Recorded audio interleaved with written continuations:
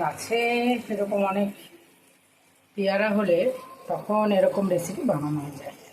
এরকম পর্যায়ে জলটা যখন প্রায় শুকিয়ে শুকিয়ে আসবে, অল্প একটু ভিনিগার, এটা পেয়ারাটা আমাদের বাড়ির খুব মিষ্টি, এই কারণে একটু টক ভাব আনবে। আর এর সঙ্গে চিনি, খুব বেশি আপনারা চিনি খেলে বেশি চিনি দেবেন। আমার সুগার, আমি খুব বেশি চিনি খাই না। এবার এটাকে ফুটিয়ে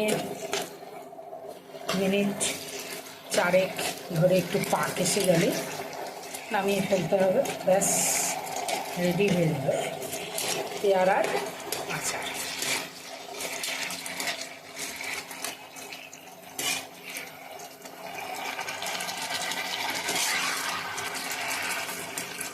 পেয়ারার আচার বা পেয়ারার চাটনি যাই বলুন, আমার গাছের পেয়ারা বলে এত সুন্দর গন্ধ বেরোচ্ছে।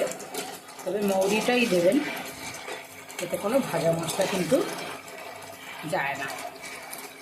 অন্য আচারে যেমন একটা ভাজা মশলা দিলে ভালো লাগে, এতে সেটা না দিয়ে এটা দিলেই বেশি ভালো হবে।